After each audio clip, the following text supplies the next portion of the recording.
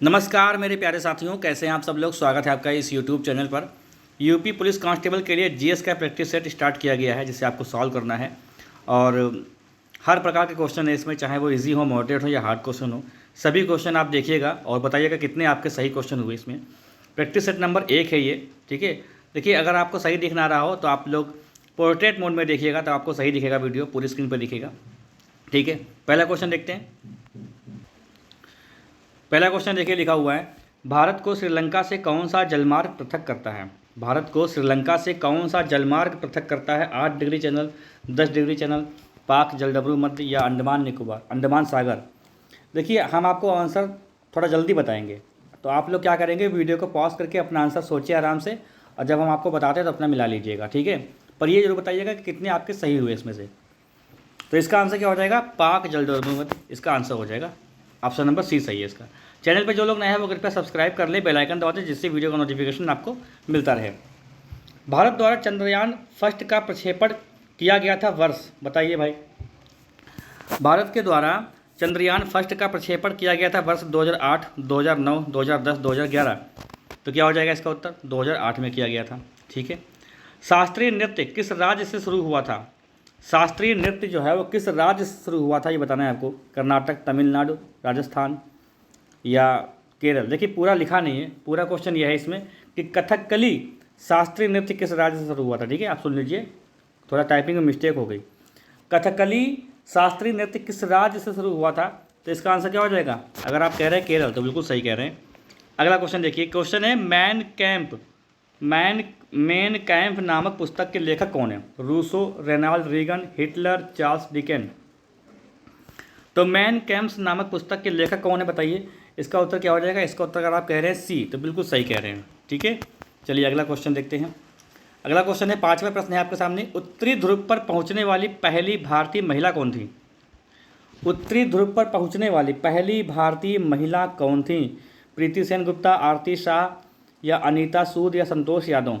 उत्तरी ध्रुव पर पहुंचने वाली पहली भारतीय महिला अगर की बात हम करते हैं तो ये इसका आंसर क्या हो जाएगा। बिल्कुल सही आप कह रहे हैं, विकल्प नंबर सी, अनीता सूद इसका राइट आंसर है। किसी भी क्वेश्चन पे डाउट है तो आप लोग कमेंट करके तुरंत पूछ लीजिएगा, ठीक है। उसको नेक्स्ट वीडियो में हम लोग डिस्कस कर लेंगे। प्रार्थना समाज का गठन किसने किया था। राजा राम मोहन राय, दयानंद सरस्वती, आत्माराम पंडुरंग या स्वामी विवेकानंद। तो प्रार्थना समाज का गठन किसने किया था, ये बताना है आपको। तो राजा राम मोहन राय, दयानंद सरस्वती या आत्माराम पंडुरंग या स्वामी विवेकानंद, किसने किया था। प्रार्थना समाज का गठन किसने किया था, तो ये किया था बिल्कुल सही, आत्माराम पंडुरंग। ये भी सही आपका आंसर है, ठीक है।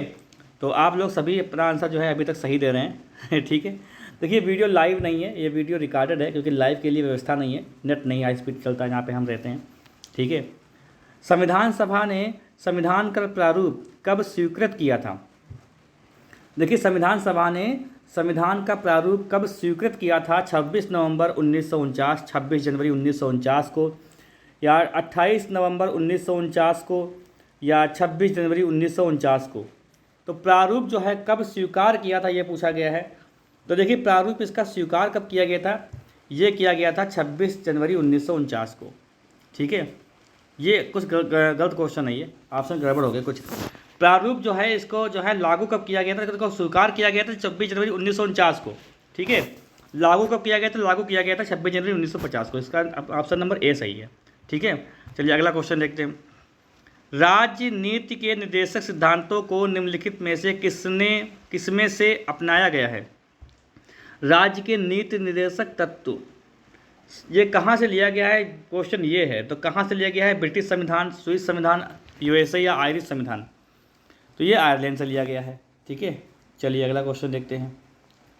अगला क्वेश्चन है हमारा प्रश्न नंबर 9। 9वां प्रश्न हमारा है, मानचित्र बनाने के विज्ञान को कहते हैं कार्टोग्राफी, जियोग्राफी, कार्पोलॉजी या जियोलॉजी। बताइए भाई, इसका क्या आंसर हो जाएगा। मानचित्र बनाने के विज्ञान को कहते हैं तो कार्टोग्राफी, जियोग्राफी, कार्पोलॉजी या जियोलॉजी। क्या हो जाएगा इसका उत्तर, ऑप्शन नंबर ए सही हो जाएगा, कार्टोग्राफी बोलते हैं। उष्णकटिबंधीय घास के स्थल को क्या कहते हैं। उष्णकटिबंधीय घास स्थल को कहते हैं पम्पास, लानोस, सवाना, वेल्ड। बताइए इसका उत्तर क्या हो जाएगा। उष्णकटिबंधीय घास स्थल को क्या कहते हैं? Pampas, Llanos, savanna, veld. तो क्या हो जाएगा इसका उत्तर? वेल्ड कहते हैं। सर्व शिक्षा अभियान के अंतर्गत किस आयु के सर्व शिक्षा अभियान के अंतर्गत किस आयु वर्ग के बच्चे आते हैं? 0 से 14, 6 से 14, 3 से 18 या 6 से 18 वर्ष के बीच में। तो सर्व शिक्षा अभियान के अंतर्गत किस आयु वर्ग के बच्चे आते हैं? ठीक है, तो ये 6 से 14 वर्ष की आयु के बीच के बच्चे आते हैं। ऑप्शन नंबर बी सही है। सुंदर वन के जंगल को क्या कहा जाता है? सुंदर वन के जंगल को क्या कहा जाता है? तो बताना है आपके। इसको बोलते हैं क्या हम लोग? बताइए, इसका आंसर क्या हो जाएगा? इसका आंसर हो जाएगा मैंग्रोव बोलते हैं। ठीक है, चलिए अगला देखते हैं क्वेश्चन। प्रश्न नंबर 13वां। साइलेंट वैली स्थित है। साइलेंट वैली कहाँ स्थित है? बताइए भाई, साइलेंट वैली कहाँ स्थित है? असम में है, केरल में, या अफ्रीका में, आंध्र प्रदेश में? साइलेंट वैली, तो देखिए साइलेंट वैली जो स्थित है वो अगर आप आंसर दे रहे हैं option number A B C D में बी, तो ये सही दे रहे हैं आप आंसर। ठीक है। क्षुद्र ग्रह किन ग्रहों के बीच में देखे जाते हैं? क्षुद्र ग्रह किन ग्रहों के बीच में देखे जाते हैं? मंगल और बृहस्पति, बुध और शुक्र, पृथ्वी और शुक्र, बृहस्पति और शनि। तो क्षुद्र ग्रह किन ग्रहों के बीच देखे जाते हैं? बताना है आपको। क्षुद्र ग्रह किन ग्रहों के बीच देखे जाते हैं? तो ये किस में देखे जाते हैं? ये देखे जाते हैं मंगल और बृहस्पति के बीच में। ठीक है, मंगल और बृहस्पति के बीच में ये देखे जाते हैं। चलिए, ट्रांस साइबेरियन रेलवे के टर्मिनल हैं। ट्रांस साइबेरियन रेलवे के टर्मिनल हैं मॉस्को और व्लादिवोस्टक, सेंट पीटर्सबर्ग और व्लादिवोस्टक, मॉस्को और क्रास्नोयार्स्क, या सेंट पीटर्सबर्ग क्रास्नोयार्स्क। तो क्या हो जाएगा इसका उत्तर? इसका उत्तर हो जाएगा हमारा सेंट पीटर्सबर्ग और क्रास्नोयार्स्क, ये इसका आंसर हो जाएगा। चलिए 16वां प्रश्न देखते हैं। 16वां प्रश्न आपके सामने है। पृथ्वी के निकटतम कौन सा ग्रह कक्षा में रहता है? पृथ्वी के निकटतम कौन सा ग्रह कक्षा में रहता है? मंगल, बृहस्पति, शुक्र या बुध? तो पृथ्वी के निकटतम ग्रह कौन सा है आपसे ये पूछा गया है। पृथ्वी के निकटतम जो ग्रह है वो है बुध। ठीक है, चलिए अगला क्वेश्चन देखते हैं। भारत का उपराष्ट्रपति होता है लोकसभा का अध्यक्ष, राज्यसभा का प्रधान अध्यक्ष, या राष्ट्राध्यक्ष, या शासनाध्यक्ष। देखिए, अगर हम कहें भारत का राष्ट्रपति तो वो होता है राष्ट्राध्यक्ष। ठीक है, तो ये कौन होता है उपराष्ट्रपति? ये राज्यसभा का प्रधान अध्यक्ष होता है। ठीक है, वीडियो को लाइक जरूर करने भाई, अगर नहीं किया है तो अभी तक देख रहे हैं वीडियो को लाइक नहीं किया तो गलत बात है, आप लोग लाइक कर दीजिए वीडियो को। भारत के संविधान में संवैधानिक उपचार का अधिकार निम्नलिखित में से किस अनुच्छेद में है? 30, 31, 32, 35। बताइए भाई, भारत के संविधान में संवैधानिक उपचार का अधिकार निम्नलिखित में से किस अनुच्छेद में दिया गया है? तो संवैधानिक उपचारों का अधिकार ये किस में है? अनुच्छेद 32 में है। निम्नलिखित में से किस प्रक्रिया द्वारा नाइट्रोजन वायुमंडल में छोड़ी जाती है? निम्नलिखित में से किस प्रक्रिया द्वारा नाइट्रोजन वायुमंडल में छोड़ी जाती है? इसका आंसर आपको बताना है। इसका आंसर क्या हो जाएगा? अमीनीकरण, विनाइट्रीकरण, या जैव नाइट्री यौगिकीकरण। क्या हो जाएगा इसका उत्तर? अमीनीकरण इसका उत्तर हो जाएगा, अमीनीकरण। ठीक है, चलिए अगला प्रश्न देखते हैं। प्रश्न नंबर है 20वां। सार्वजनिक पद का अधिकार है। सार्वजनिक पद का जो अधिकार है वो क्या है? बताइए भाई, सार्वजनिक पद का जो अधिकार है वो क्या है? तो नागरिक अधिकार है, आर्थिक अधिकार है, नैतिक अधिकार है, या राजनीतिक अधिकार है? तो सार्वजनिक पद का जो अधिकार है वो नैतिक अधिकार है। वन अनुसंधान संस्थान कहाँ स्थित है? वन अनुसंधान संस्थान कहाँ स्थित है? दिल्ली में, देहरादून में, भोपाल में, या लखनऊ में? तो वन अनुसंधान संस्थान कहाँ स्थित है? तो ये आपको बताना होगा। ऑप्शन नंबर कौन सा सही है? A B C D. तो बी सही है, देहरादून। ठीक है, हम आपसे फिर कह रहे हैं कि कितने आपके सही हुए ये आपको बताना जरूर है क्वेश्चन। ठीक है, कि कितने सही हुए। निम्नलिखित में से कौन सी जलधारा, कौन सी शीतल महासागर धारा है? ठीक है, निम्नलिखित में से कौन सी शीतल महासागर धारा है? हम्बोल्ट धारा, ब्राज़ील धारा, ओयाशिगो धारा, या कैनारी धारा? कौन सी धारा है इसमें सही? तो शीतल महासागर जो धारा हो जाएगी वो कौन सी हो जाएगी इसमें बताइए भाई। 22वां क्वेश्चन का आंसर क्या होगा? शीतल जलधारा पूछा गया है, शीतल जलधारा। ठीक है, तो क्या हो जाएगा? हमबोल्ट हो जाएगा ये, हमबोल्ट। चलिए अगला क्वेश्चन देखते हैं। क्वेश्चन नंबर है 23। भारतीय रिजर्व बैंक, भारतीय रिजर्व बैंक क्या है? कृषि को सीधा वित्त प्रदान करता है, प्राथमिक सहकारी समितियों को वित्त प्रदान करता है, राज्य सरकारी बैंकों को वित्त प्रदान करता है, कृषि को वित्त प्रदान नहीं करता। तो भारतीय रिजर्व बैंक क्या काम नहीं करता बताइए भाई, बताइए क्या होगा इसका उत्तर? इसका उत्तर क्या हो जाएगा बताना है आपको।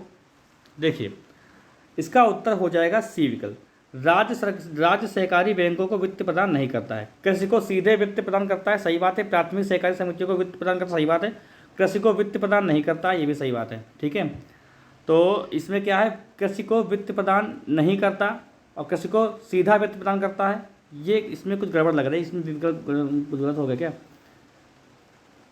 ठीक है, ऐसे क्वेश्चन लिखा हुआ है। ठीक है, इसमें आंसर क्या है? राज्य सहकारी बैंकों को वित्त प्रदान करता है, ये इसका सही उत्तर है। ठीक है, ये इसका सही उत्तर है भाई। चलिए अगला क्वेश्चन देखते हैं। जीन शब्द को किसने बनाया? जीन शब्द किसने बनाया था? जीन शब्द किसने बनाया था? T.H. Morgan, W.L. जोहानसेन, जी मेंडल या डी ब्रीज? किसने बनाया था भाई? जीन शब्द किसने बनाया था? जीन शब्द किसने बनाया था? तो W.L. जोहानसेन, ये इसका सही उत्तर है। चलिए 25वां क्वेश्चन देखते हैं। 25वां क्वेश्चन है, आकाश में नीला रंग प्रकट होने के साथ संबंधित प्रकाश की परिघटना है व्यतिकरण, परावर्तन, अपवर्तन, प्रकीर्णन। तो आकाश में नीला रंग प्रकट होने के साथ संबंधित प्रकाश की परिघटना है, इसका उत्तर हो जाएगा क्या? इसका उत्तर अगर आप सोच रहे हैं, देखिए हमने आपको पहले भी कहा था कि वीडियो को पॉज करके अपना क्वेश्चन अच्छे से पढ़ें, फिर अच्छे से आंसर दें, क्योंकि लाइव नहीं चल रहा है। लाइव अगर होता है तो उसकी एक अलग बात होती है, इसलिए मुझे कुछ जल्दी ही आपको आंसर बताने पड़ेंगे। ठीक है, इसका आंसर क्या हो जाएगा? प्रकीर्णन इसका आंसर हो जाएगा। प्रश्न नंबर 26 देखते हैं। तो मोनालिसा का सुप्रसिद्ध चित्र किसने बनाया था? Michael Angelo, Leonardo da Vinci, Picasso या क्या हो जाएगा? वान गोग। तो मोनालिसा का सुप्रसिद्ध चित्र किसने बनाया था? तो ये बनाया था, बिल्कुल सही आप सोच रहे हैं, ये बनाया था लियोनार्डो दा विंसी। प्रस्तावना में उल्लिखित नायिका आदर्श किस देश के संविधान से उद्धृत है? न्यायिक। प्रस्तावना में उल्लिखित न्यायिक आदर्श जो हैं किस स्थान से? न्यायिक आदर्श फ्रांस, USA, भूतपूर्व सोवियत संघ या ऑस्ट्रेलिया? तो प्रस्तावना में उल्लिखित न्यायिक आदर्श किस देश के संविधान से? तो भूतपूर्व सोवियत संघ इसका आंसर हो जाएगा। हरिप्रसाद चौरसिया का संबंध किस वाद्य यंत्र से है? हरिप्रसाद चौरसिया का संबंध किस संगीत वाद्य से है? बांसुरी, सरोद, सितार या वीणा? क्या हो जाएगा इसका उत्तर? बांसुरी, सरोद, सितार या वीणा? इसका क्या उत्तर हो जाएगा? इसका उत्तर हो जाएगा बांसुरी बजाते हैं। ठीक है, चलिए अगला क्वेश्चन। डांडिया किस राज्य का लोक नृत्य है? डांडिया किस राज्य का लोकप्रिय नृत्य है? तो महाराष्ट्र। डांडिया जानते हैं, ठीक है, कहाँ का है ये? महाराष्ट्र, मध्य प्रदेश, गुजरात, राजस्थान। गुजरात का है ये। ठीक, चलिए अगला क्वेश्चन देखते हैं। अगला प्रश्न हमारे सामने है, निम्नलिखित में से किस फल का विकास पुष्प क्रम में होता है? निम्नलिखित में से किस फल का विकास पुष्प क्रम में होता है? सेब, अमरूद, अनानास या अंगूर? तो निम्न में से किस फल का विकास पुष्प क्रम में होता है? सेब, अमरूद, अनानास, अंगूर? तो इसका उत्तर क्या हो जाएगा? इसका उत्तर हो जाएगा अनानास होता है। विवादित मुल्ला पेरियार, देखिए पेरियार आया है नाम, पेरियार जब भी नाम आएगा तो क्या लगा देते हैं हम लोग? अभी बात करते हैं, देखो उसके लिए।